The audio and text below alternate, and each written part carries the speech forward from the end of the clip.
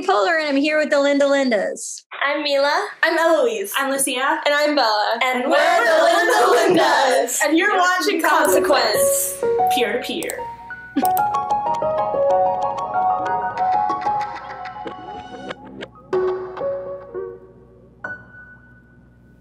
Oh my gosh, you all look so great. I feel like I haven't seen you in a while, right? It's been a minute. Yeah. We filmed Moxie like in December of 2019. Yeah. For those people that don't know, I'm Amy Poehler. I'm here with the Lindas, and I had the extreme pleasure of getting to watch them perform live. And they also did something for a film that I directed called Moxie for Netflix, which is still available to watch anytime you'd like. Yes. So should we talk about when we first met? Do you remember where we first met?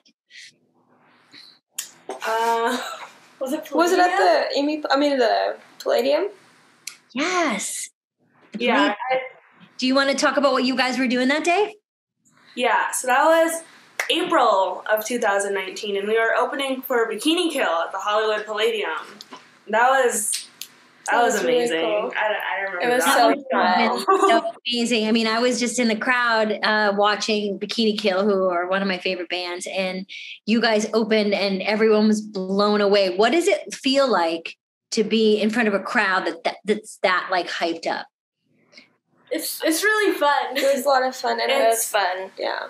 It's like just being with each other, but also having like so many other people to kind of connect with in a way. I think is kind of the best part. But also Kathleen Hanna, she was amazing, and she's so nice and great. Yeah, and like all of Bikini Kill is like really nice to us. Yeah. That's so when's the first time you met Kathleen Hanna? I got to meet her. Actually, the first time I met her was I interviewed her for something like this. I didn't know her, but I was a huge fan of hers, and I was asked to interview her. So I met her like over the phone. Oh, cool. Wow. And then we were in New York at the same time a lot. So I got a chance to see her occasionally. And, it's hard when someone you really idolize becomes your friend, because you have to stay really cool all the time. Like you have to be like, no big deal. Like, hi. Yeah. But you're kind of freaking out. You're kind of freaking out all the time. So, I'm such a huge fan of her work that, it's hard for me not to geek out basically every time I see her. Yeah. She's so nice and so friendly. Yeah. Are there any other people that you've been like that with, like other movie people that you've, it's like hard to... Big time. Like when I would be on SNL, a host would come in and you'd be like, oh my God. But it's funny. By the end of the week, you were usually you were used to each other and you had to get over it to get your sketches done or something. So you got past it. But musicians, and I include you guys in this group, musicians are just like such a magical bunch, because you guys, to make music, to write music, to perform music, it feels like you're doing magic. It feels like that for us. I want to ask you guys, when did you know, you're young people, but when did you know that music was something that you really cared about? Do you remember like the first beginning of music, or how you expressed yourself musically when you were really young? We've always listened to music ever since we were really young, and we've grown up around it. And going to shows. Eloise's dad put on like punk shows for her school's music program ever since she was like in kindergarten or something, right? Yeah, so I kind of grew up around like punk music, and we were always constantly going to shows and making mixtapes and just like having fun. So that is awesome. Your dad really like started you in that world. Like he played music and he took you along. Now, what's the best thing your parents ever said to you about, like, a lot of kids want to have a passion for something. What advice would you give to parents, like to if kids want to do something, because your parents obviously like gave you great advice and they steered you the right way, they supported your dream, or maybe they stayed out of it. What would you say to people who have young kids that are passionate about something? What's good advice? I think for me personally, at least, my parents understood that like school wasn't like my strong suit, and they weren't like hard on me for not being great at school. They understood that being creative is okay, and and they allowed me to like keep pursuing different like creative outlets and things. I think that helps, like if your parents just like let you be who you are, kind of thing. Yeah. Well said, Bella. That's so well said, because that's what the punk scene is about, right? Yeah. It's a lot of be yourself. Being creative, being yourself, whoever that is. Yeah.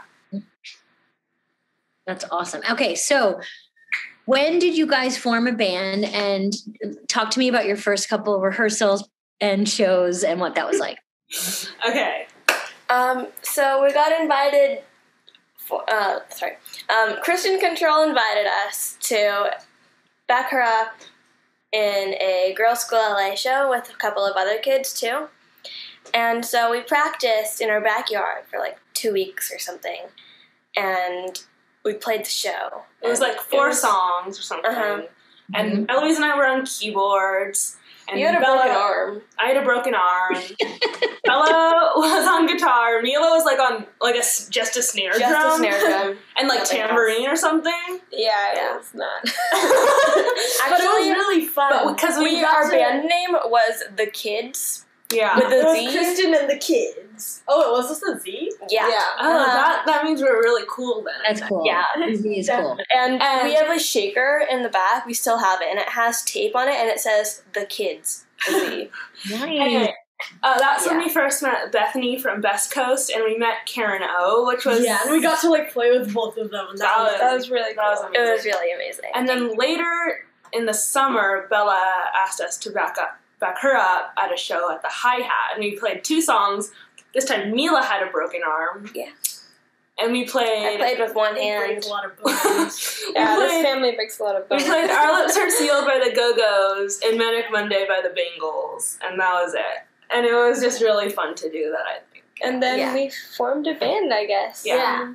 And where did the name Linda Lindas come from? Oh, well, there's this Japanese indie film called Linda, Linda, Linda, where there's this group of high school girls who form a band, and they play the song Linda, Linda by a Japanese punk band called the Blue Hearts. So we're kind of named after both of those things. That is so great. That's such a good name.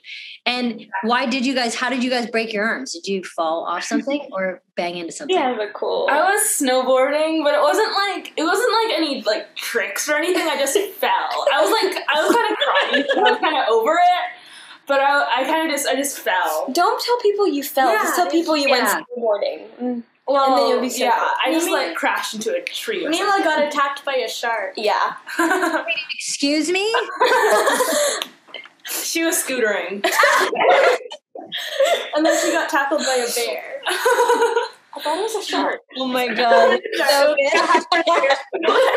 Yeah, she's just popping up your story. Oh my God, that's so good. Okay, now you guys write your own music. You did for when we worked together in Moxie, you did covers of songs, but you write your own songs. And a recent song that you wrote, Racist Sexist Boy, like became huge, right? Like 1 million views or something.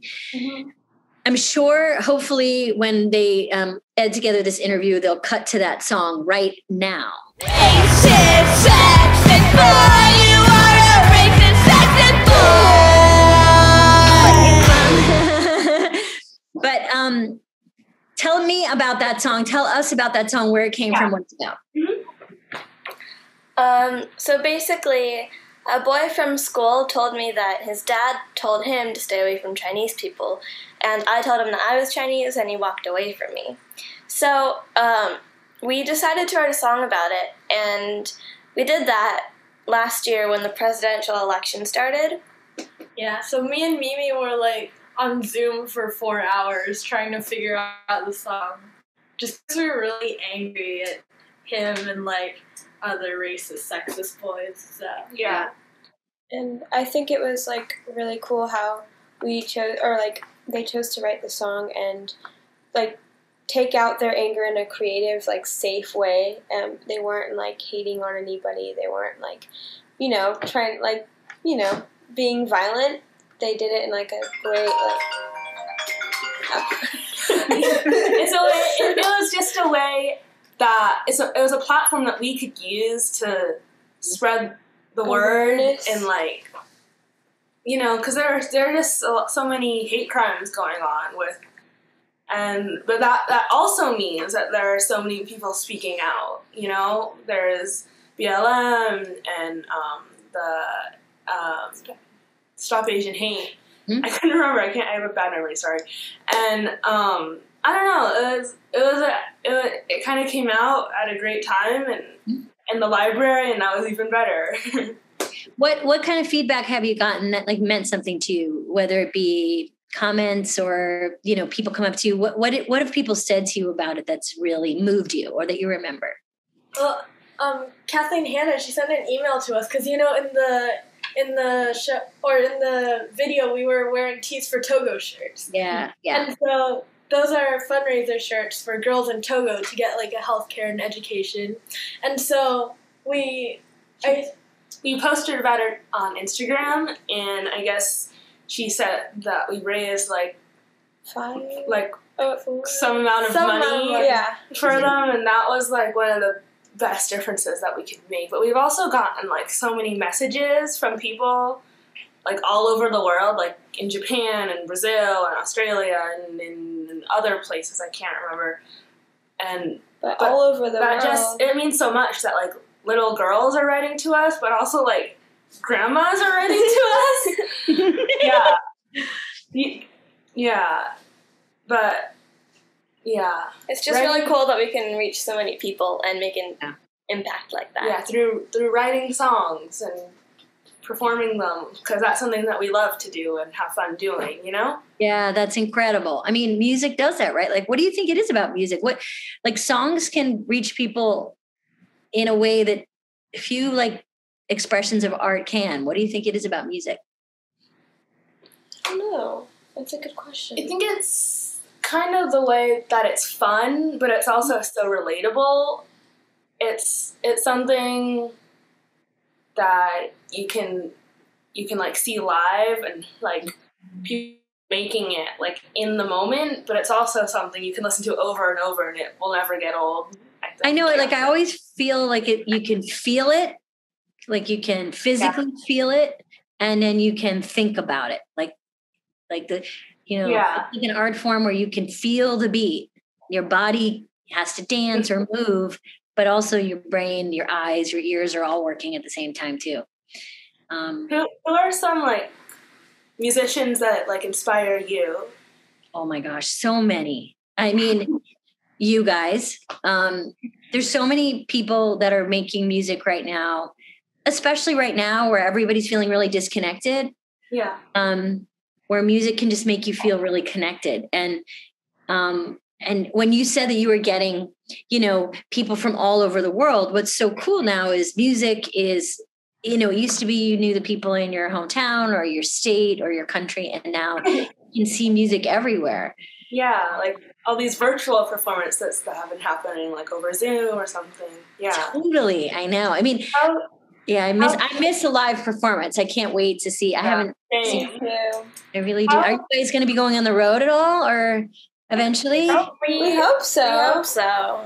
I mean, we have school coming up, right? But hopefully, this pandemic thing, like, ends. It's going down, I think. Hopefully.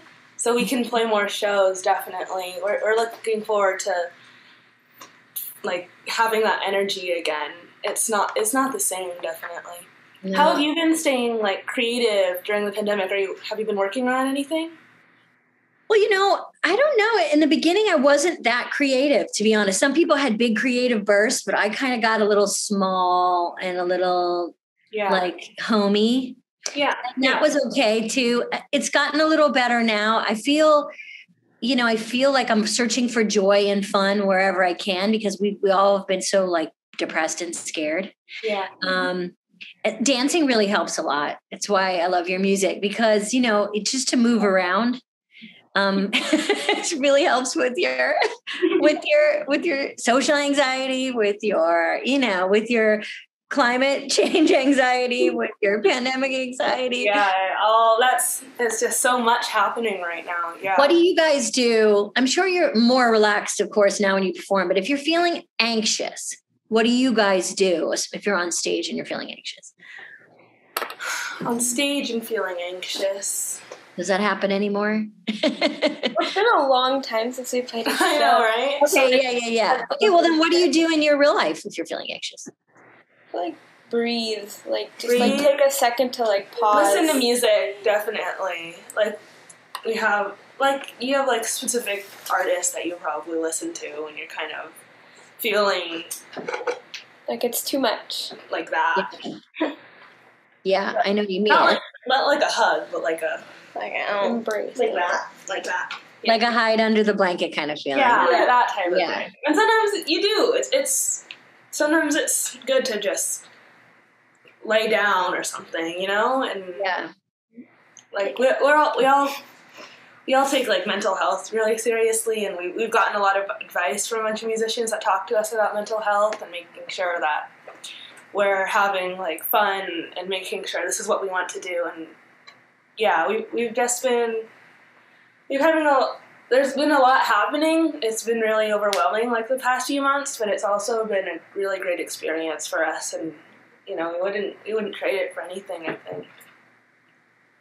What is the best part? A lot of people do their careers alone, and I've never been in a band, but I have been in sketch comedy groups, and I've performed in an ensemble, and I've been part of a production, and I know what it feels like to be like to get to fail and succeed with people.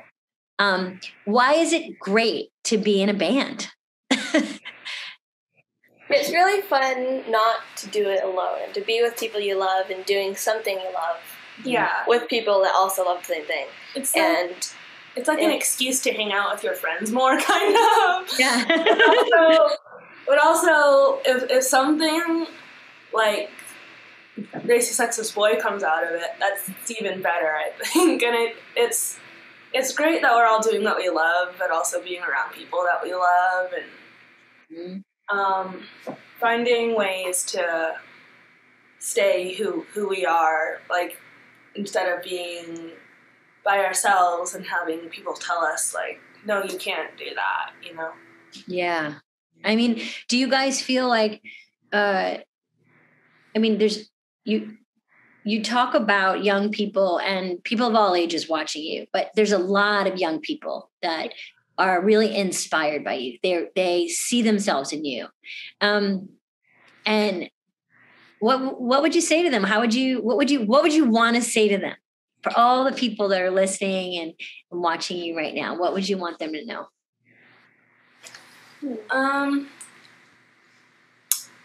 Well, first of all, thank you. Thank you to everybody. Yeah, we're so grateful for all the support that we've had, especially since we've only been doing this for like a few years, but we've been having so much fun doing it. And I think telling people that they can do what they want to do is really important, because some people don't believe they can do what they want to do. And we've had the great gift of being able to be who we are in front of so many people. And yeah, I think it's like, you should know that you don't have to be like everybody else. It's okay to be different. Like, there's such great things in like your uniqueness, and like try not to like push that away. Definitely. What is some music that's been getting you through this year? Like, what is some stuff that you guys have been leaning on? Any genre that you go to, like when you need something? What's been helping you this year musically? Who's been helping you, I should say? For me, Slater Kinney, they had like a live stream yesterday. That was fun. Oh, that's awesome. They put out a new album, Path of Wellness, which is very, that was cool. I liked that. I liked it. Who else? I know it's hard to talk about. I know it's hard to talk about music. Like when people ask me, like, "What comedy are you enjoying?" I'm like, There's just so much of it right now. Yeah, it just keeps growing and it keeps getting better and there's. I think for me personally, this is like not even it has to do with like our genre at all. But I've been listening to a lot of like Latin music, like reggaeton, which is like kind of like dance music. Yes, it gets me like up and like I can like wake up, function, that kind of thing. Yes, like making like playlists that we can like play in the morning to wake us up when we finally have to go back to school. Are you? Let's talk about what our experience working together. You guys played 2 covers in the film Moxie. What did you guys cover, and what did those songs mean to you? We covered Big Mouth by the Muffs and Rebel Girl by Bikini Kill. And they're so fun to play, really. Yeah, they're really awesome to play.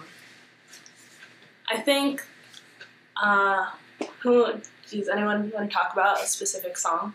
Well, do you guys, maybe I could ask you, do you remember anything from that day, or how did it go? How are your feelings at the end of the day? It was the first time we had recorded in a studio. So that was really fun. And also, like, filmed, like, on a movie set or anything. So that was, like, really cool. And they had tasty snacks there. Yeah. We went to craft services and we took a bunch of candy. Yeah, and I was I took a bunch of candy home and I was really excited to eat it. And the next day I found out my mom had given it to all her coworkers and I did not get to have any of the candy. So I was really angry. Spread it around work? Yes. Amazing. We'll get you some candy. We're everybody send Linda some candy if you love them. You've done like a lot of acting and producing and directing and writing. So did you always want to do like all of them, or did you just want to be an actor, or what did you want to do when you were like our age? That's a great question. How old are you guys again? 10 to 16. Okay. Well, I don't think I really knew what job I was going to have, I think, at that time, but like kind of like what you guys were saying, I knew what I liked to do, like what made me happy. And so I liked performing and I liked creating stuff, telling stories, but I don't think I really knew that could be my job. And so it took a while to kind of figure out like, oh, I'm going to make this my job. But what's really cool about that age is you gravitate not only towards stuff that you're good at, but stuff you like to do. Like you do stuff you like to do. The stuff you are doing is the stuff you want to do, if that makes any sense. And so if you pay attention to the stuff you're doing, it's usually the stuff you like to do. So I think I always liked all the different aspects of all of those things, but I don't think I really knew what that was at first. It was just making up stories, writing stories, like, like putting on dance parties in my own basement and, running the show and telling everybody the order they were going to perform in and basically like what songs we were going to play, like, and writing the intros. And so I was doing all that stuff for an audience of 2, like my parents. That was it. But I mean, I feel like, and you guys understand this, like, I'll say this question back to you, which is, why, especially for women, why is it important to be in charge of the stuff you create? I feel like women in like or like any industry are like not represented enough, and it's like a big deal for anything that we kind of get to do, which it shouldn't be like that. Everything should be equal, I guess, but everything for us is special and we want to like, that's what you what I'm saying? I think we think that,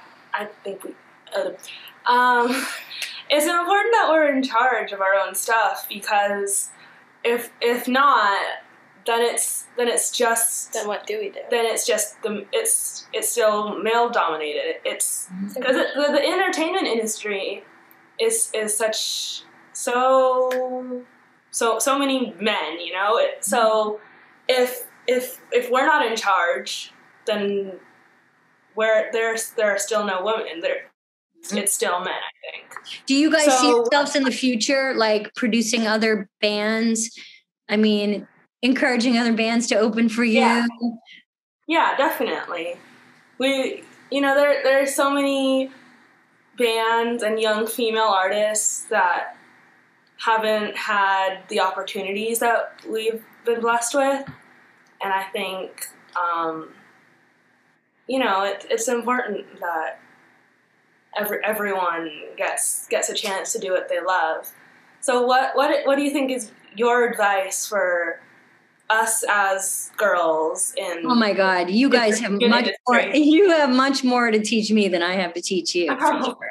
I mean, you guys are doing it all right. You're you know yourselves. You're working together as a group. You keep perspective, which is really important. Like, it feels like you're finding the fun in things. I mean, my only advice would be just to keep doing exactly what you're doing. Just trust your gut and your instinct all the time.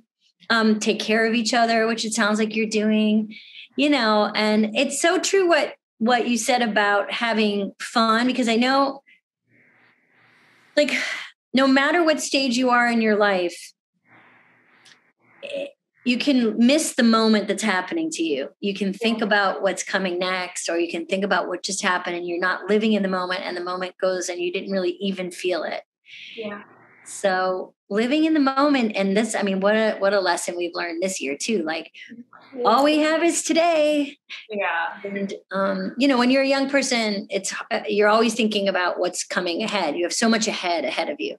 But it doesn't always go away. The older you get, you still sometimes are like, why can't I just be where I am now? Yeah. Yeah. So before, you were talking about how when you were our age, what you wanted to do when you were older. But did you ever want to be in a band, or would you ever be in a band? Oh my God, I would have loved to have been in a band. I mean, I wasn't cool enough to be in a band. Have you ever tried playing an instrument? Like, I can play a tiny bit of guitar, and I mean, I could fake my way through a song singing, but that's it. I mean, in my high school yearbook, when you have to list all your stuff, my secret desire was to play the drums. Oh, that's really? So cool. But that's never happened. Not in this lifetime. Next lifetime, maybe. Yeah, or who knows? But I mean, there is this connection. Watching people perform music is, I mean, it's like the most incredible thing to watch. I mean, people will forever fall in love with you when they watch you play. Mm-hmm. Because you're giving them an experience and you're doing something really well. Like, a lot of people's jobs, people don't get to watch them do it. Yeah. But no, I was never in a band. Unfortunately, no, not. I went to so many bands and saw so much music, and always wanted to be up there, but also so grateful that I got to be down there watching too. Yeah. So how did Moxie come about? Did you have the idea to do it about that book? Because we read the book, and there's some changes from the book. And how did you decide, and how is it working on that for how long? Yeah, one of the producers at Paper Kite, my production company, Kim Lessing, brought in the book and said, "This book is so good. Feel like we could really do something with it." And then what it was like, kind of like what you guys were explaining about writing your song. Like, it was just this kind of organic process. We talked to the author, Jennifer Mathieu, who is a writer and also a teacher in Texas. And we she was interested in us adapting it. And then we found a writer who Tamara Chestnut, who was interested in writing a draft to get us there. And then Dylan Meyer, who came on board to help us with the script. And then we started gathering people for the movie. So it's just like this kind of slow process, but organic and fun along the way. And we were really psyched that it came out the way it came out, because we wanted it to feel authentic to the book. And the cast was so great. I don't know if you guys got to meet any of those amazing women and men, but they were pretty special. So the whole experience, and we got to shoot it right before COVID happened. I think we were done before the world kind of shut down. So it was this, it felt extra magical that we got to squeeze it in. That's awesome. How long did it take to make Moxie? Oh gosh, it took a couple years, because we found the book, got the rights to the book, adapted it, sold the movie, shot it, cool, edited it. So many years. Yeah. I think probably from beginning to end, I would say maybe 4. Wow. Yeah. So what is producing? What is directing? Because we know what producing is in music, but we don't really know what it is in. Oh my God, I don't really know what it is in producing. Well, you tell me. I know it's a bunch of different things. Yeah. But producing in music, you're not only are you creative, I think it's kind of similar. You're not only giving creative ideas, like, let's try this here, let's more guitar, let's, you know what I mean? Like, let's do this take again, maybe sing it quieter, all that stuff. But you're also like keeping the big picture afloat. Like, we have to have make a good record. You need to get to the recording studio in time. Yeah. Right. So it's like that. It's kind of like big picture and small details all at once. You're like steering the ship, taking care of the bigger project, and hopefully, if you're doing a good job, taking care of the artists. Who produces your stuff? Our dad. Oh my God. He's a music producer. Yeah. That's so cool. Yeah. And what do you like about him as a producer? What do you think makes a good producer of music? I think that we know him, and he knows what we want to do with this with the record that we're making right now. Okay, so tell me about the record you're making right now. We put out one single like about a month ago. It was called Oh, with an exclamation mark, like the Slater Kinney song. Awesome. And you're recording more songs now? Yeah. We're almost done with it, because we wanted to just finish it before school starts. Get my record done before school starts. Mm-hmm. Amazing. So then it's after that it's mixing, and then is mastering, and then we put it out into the world. People that don't know, what's the difference between mixing and mastering? Oh, I don't even know. We just asked this question. Mixing is like for each individual song. It's like figuring out how to adjust everything so that it sounds great. And mastering is like for the whole record. So it's like making sure all the songs fit together at the same volume and making sure they flow. Yeah. And then... So that'll be coming out in the next couple of months. We're hoping definitely. So, yeah. Oh my God! Everybody needs to check out the new Linda Lindas. Do you have a title of the album yet? Not yet. We're horrible at picking names. We're so indecisive. What do you have coming up? Well, I've got some shows that I'm producing. They're coming out. We're doing the second season of Russian Doll. I have a show on Amazon that's coming out in December that I produced called Harlem. I'm directing a documentary about Lucy and Desi, Lucille Ball and Desi Arnaz, for Imagine. So that's coming out. Lots of producing stuff. Hopefully our fall will include a little bit more people. We'll see. But I wanted to finish by asking you guys a question I like to ask people, which is, have you ever seen a ghost? Has anyone here ever seen a ghost or have any ghost stories they want to share? I have a ghost story. Yes. Okay, let's hear it. Okay, so I think it's my mom's grandma wait. Yeah.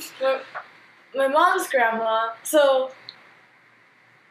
somewhere in my family, there's a person. I'm not sure, but there was this mom and. Wait. One of the. Take your time. I'm just gonna get to the ghost part then. Okay. So the mom of this person was having nightmares, and so she went to like a psychic person or a shaman or something. I'm not sure, and they said, "Well, you're having nightmares because your dead twin daughters would be of marrying age right now, and they are not married yet. They weren't married when they died, because when they died they were babies, and so somehow the shaman psychic person knew another person who had dead twin sons, and so they had like a ghost marriage. A ghost wedding? Yeah. Whoa. They had like a ghost wedding, and then after that she stopped having nightmares. And then so in those two families there's technically like 3 sibling marriages because they set one of the brothers of the dead twin sisters with someone from the family of the dead twin sons. So there are like 3 marriages in that family. And not like in my family, so it's kind of weird because it was like real and stuff. But yeah. Well, I was just gonna say, I think you guys have found the title of your album, which is Ghost Wedding. Ghost Wedding. Ghost Yeah, Wedding. that's not bad. That's not too bad. That's actually a really cool name. Yeah. Oh my God, that is an amazing story. I've never ever heard that, where if someone's like, to get rid of your ghost, you have to get her married. God forbid she's single. We got to get her hitched.